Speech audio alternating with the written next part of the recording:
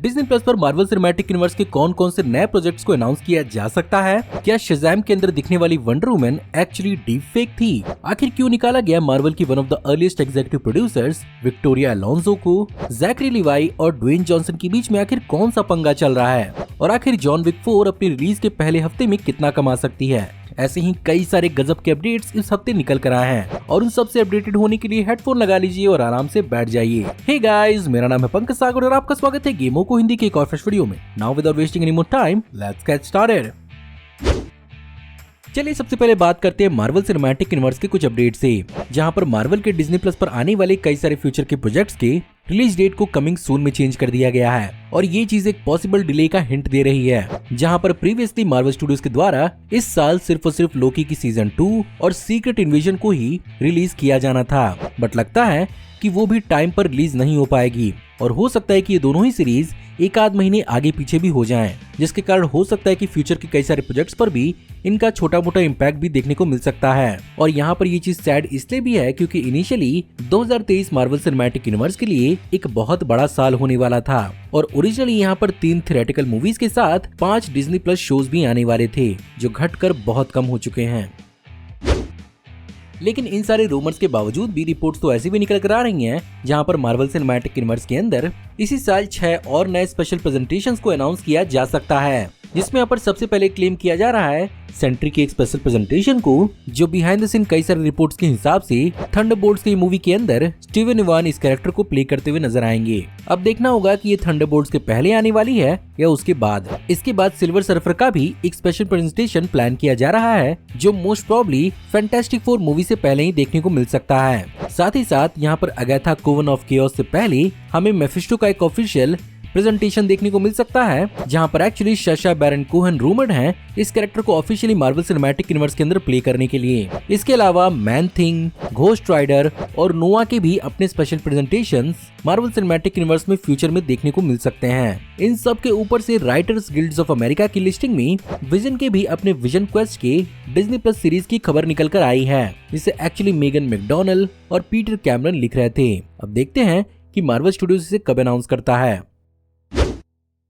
इसके अलावा शज़ैम 2 से एक बहुत बड़ी खबर निकल कर आ रही है, जहां पर स्पॉइलर अलर्ट, अगर आपने मूवी नहीं देखी है तो इस मूवी के अंदर हमें गैल गैडोट की वंडर वुमन का कैमियो क्लाइमेक्स में देखने को मिला था। लेकिन इंटरनेट पर बहुत सारी ऐसी रिपोर्ट्स आ रही हैं कि इस सीन को बेसिकली डीप फेक किया गया था और यहाँ पर बॉडी डबल टेलर काहिल की बॉडी पर गैल गैडोट के फेस को सुपर इम्पोज किया गया था। लेकिन रिसेंटली यहाँ पर डेविड एफ सैंडबर्ग ने इस बात को एक्चुअली क्लैरिफाई कर दिया है, जहाँ पर उनके हिसाब से जिस सीन के अंदर वंडर वुमन की बॉडी पर विजर्ड के फेस को दिखाया गया था, उस सीन के लिए एक्चुअली टेलर काहिल को एज अ बॉडी डबल इस्तेमाल किया गया था। लेकिन क्लाइमेक्स के सीन के लिए उन्हें पूरे के पूरे कवरेज को फिगर आउट करना था और जैसा कि उस समय गैल गैडोट वहां पर मौजूद नहीं थी, यहाँ पर एक टेस्ट फुटेज को रिकॉर्ड किया गया था। वहीं पर दूसरी तरफ गैल गैडोट ने भी अपने फुटेज को एक्चुअली रिकॉर्ड किया और बाद में इन दोनों सीन्स के अंदर बॉडी डबल को हटाकर गैल गैडोट के फुटेज को कंपोजिट कर दिया गया। सबसे हैरानी की बात तो ये है कि वार्नर ब्रोस ने इस चीज का पता डेविड एफ सैंडबर्ग को भी नहीं लगने दिया था और मूवी के ट्रेलर्स और मार्केटिंग के दौरान इसकी खबर डेविड एफ सैंडबर्ग को लगी थी। इसके अलावा डीसी की तरफ से ही एक और खबर निकल कर आ रही है, जहां पर द फ्लैश मूवी के अंदर अपने बैटमैन के रोल में वापसी करने वाले बेन एफ्लेक ने रिसेंटली द हॉलीवुड रिपोर्टर को एक इंटरव्यू में बताया कि उनका कैरेक्टर इस मूवी के अंदर एक्चुअली सिर्फ और सिर्फ 5 मिनट के लिए दिखने वाला है। साथ ही साथ उन्होंने ये भी रिपीट किया कि बेसिकली उनके लिए सुपर हीरो का रोल प्ले करना काइंड ऑफ लेस इंटरेस्टिंग और थोड़ा सा रेपिटेटिव हो चुका है। सो आई गेस यहाँ पर बेन एफ्लेक फैंस के लिए ये बात थोड़ी सैड जरूर हो सकती है कि आने वाले फ्यूचर में शायद बेन एफ्लेक हमें इस रोल को प्ले करते हुए नजर न आए। लेकिन बैटमैन नहीं तो बैट फैमिली का एक और मेंबर नाइटविंग की मूवी शायद हमें देखने को मिल सकती है, जहां पर डायरेक्टर क्रिस एमसी एक्चुअली बहुत ही लंबे समय से नाइटविंग की सोलो मूवी पर काम कर रहे थे और उन्होंने रिसेंटली इस बात की इच्छा जताई है कि वो एक्चुअली जेम्स गन के साथ मिलकर नाइटविंग की मूवी पर बात करना चाहेंगे।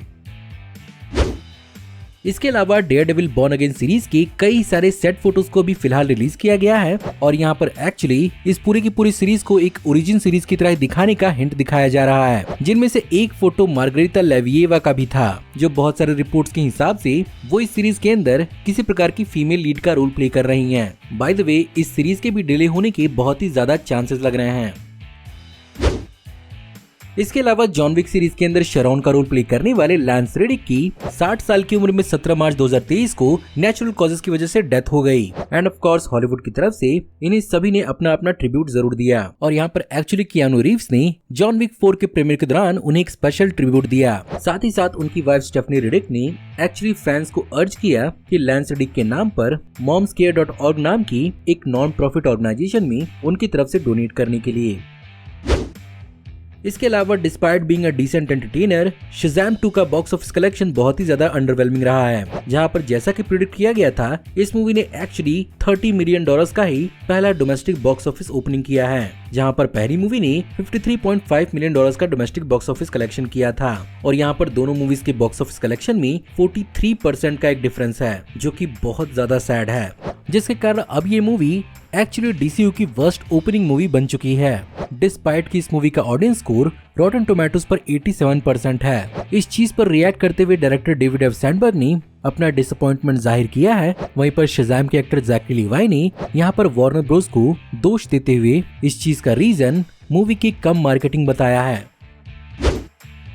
इसके अलावा मार्वल स्टूडियोज की one of the famous executives Victoria Alonso ने मार्वल स्टूडियोज को छोड़ दिया है, जहां पर विक्टोरिया अलोंसो ने 2006 से ही मार्वल स्टूडियोज को as an executive vice president of visual effects and post production और को प्रोड्यूसर के रूप में मार्वल सिनेमैटिक यूनिवर्स को ज्वाइन किया था। और बेसिकली मार्वल सिनेमैटिक यूनिवर्स के अंदर विजुअल इफेक्ट्स, पोस्ट प्रोडक्शन और एनिमेशन इन्हीं के अंदर आता था। लेकिन वहीं पर रिसेंटली कई सारे मार्वल सिनेमैटिक यूनिवर्स के अंदर विजुअल इफेक्ट्स में होने वाले कंट्रोवर्सीज का सबसे बड़ा रीजन कई सारे रिपोर्ट्स इन्हीं को बता रहे हैं। और कई सारे लोग इस बात को क्लेम कर रहे हैं कि इनके अंडर काम करना इतना मुश्किल हो गया था कि यहाँ पर डिज्नी ने उन्हें फायर कर दिया। वैसे मार्वल सिनेमैटिक यूनिवर्स के आने वाली आधा दर्जन से भी ज्यादा फ्यूचर प्रोजेक्ट्स के अंदर उन्हें एक्चुअली प्रोड्यूसर का क्रेडिट दिया जाएगा। इसके अलावा बात करते हैं स्ट्रेंजर थिंग्स सीजन 5 की तरफ से आने वाली कुछ खबरों के बारे में, जहां पर एक्चुअली डफर ब्रदर्स ने आने वाली सीजन के प्लॉट के बारे में छोटा सा हिंट दिया है, जहां पर उनके हिसाब से सीजन 5 बेसिकली सीजन 1 और सीजन 4 के बेबी की तरह होगा, बस ये काफी भयंकर और स्टेरॉइड से भरा हुआ होगा। साथ ही साथ उन्होंने टीज किया है कि वो यहाँ पर कई सारे इंपॉर्टेंट कैरेक्टर्स के आर्क्स को भी इस सीरीज के साथ खत्म करना चाहते हैं, जिसकी वजह से पॉसिबली हो सकता है कि कई सारे पुराने कैरेक्टर्स के कैमियो भी हो जाएं और यहाँ पर उनका एक फाइनल कंक्लूजन भी देखने को मिल जाए। राइटर्स के हिसाब से उन्होंने जब नेटफ्लिक्स के एग्जीक्यूटिव्स को इस सीजन की 2 घंटे की पिच सुनाई थी तो वो अपने आंसू नहीं रोक पा रहे थे। इसके अलावा लगता है कि ज़ैकरी लीवाई और ड्वेन जॉनसन के बीच में एक बहुत बड़ा पंगा होने वाला है, जहां पर रिसेंटली ज़ैकरी लीवाई ने अपने पर्सनल इंस्टाग्राम स्टोरीज के अंदर द रैप के एक आर्टिकल को शेयर किया, जिसमें बेसिकली इस बात का दावा किया जा रहा था कि यहाँ पर Dwayne the Rock Johnson actually पूरे के पूरे डीसी सिनेमैटिक यूनिवर्स को ब्लैक एडम और सुपरमैन सेंट्रिक बना रहे थे। और ब्लैक एडम मूवी के अंदर एक्चुअली उन्होंने शज़ैम के कैमियो को भी हटवाया था और यहाँ पर डेविड एफ सैंडबर्ग को इस प्रोजेक्ट का हिस्सा बनने से रोका था। अब देखते हैं यहाँ से ये चीज कहाँ तक जाती है। इसके अलावा मार्वल सिनेमैटिक यूनिवर्स के अंदर जैसा कि ब्लेड की मूवी के बिहाइंड सीन कई सारी कंट्रोवर्सीज चल रही हैं और महाशला अली ने जैसा कि इस मूवी के अंदर कई सारे चेंजेस भी करवाए थे, अब यहाँ पर कुछ रिपोर्ट्स ऐसा भी दावा कर रही हैं कि हो सकता है कि इस मूवी के अंदर से किट हैरिंगटन के ब्लैक नाइट का पूरा रेफरेंस ही हटा दिया जाए। साथ ही साथ इस बात का भी दावा किया जा रहा है कि इस मूवी के अंदर ब्लेड की डॉटर को भी एक्चुअली सेटअप करते हुए दिखाया जाएगा और कहानी उसी पर बहुत ज्यादा फोकस कर सकती है। ऐसे में बहुत सारे फैंस मार्वल सिनेमैटिक यूनिवर्स के अंदर किट हैरिंगटन के फ्यूचर को लेकर बहुत ज्यादा डाउट में हैं। और फाइनली जॉन विक चैप्टर 4 24 मार्च 2023 को रिलीज हो चुकी है, जहां पर ये मूवी एक्चुअली अपनी आई इससे पहले की तीनों मूवी से भी बहुत अच्छा परफॉर्म कर रही है। और बहुत सारे लोग ऐसा दावा कर रहे हैं कि बावजूद इस मूवी के इस फ्रेंचाइजी के सबसे लंबे होने की ये मूवी सबसे बेहतरीन भी है। और ऐसी उम्मीद लगाई जा रही है कि हो सकता है ये मूवी ऑलमोस्ट $70 मिलियन के साथ अपना opening box office weekend set करे। सो गाइज, ये थे मेरे हिसाब से इस हफ्ते के सबसे बेहतरीन अपडेट्स। मैं उम्मीद करता हूँ कि आपको आज की वीडियो पसंद जरूर आई होगी और अगर आपको आज की वीडियो पसंद आई हो तो प्लीज वीडियो को लाइक जरूर करिएगा और हाँ, कमेंट्स में आप जरूर बताइएगा कि आपको इस हफ्ते के और कौन से अपडेट्स के बारे में मालूम है। हमारी आने वाली ऐसी ही ऑसम वीडियोस को देखते रहने के लिए हमारे चैनल को सब्सक्राइब करिए, बेल वाले आइकन को दबाइए और हमारी वीडियोस को बिना मिस किए एंजॉय करते रहिए। और अगर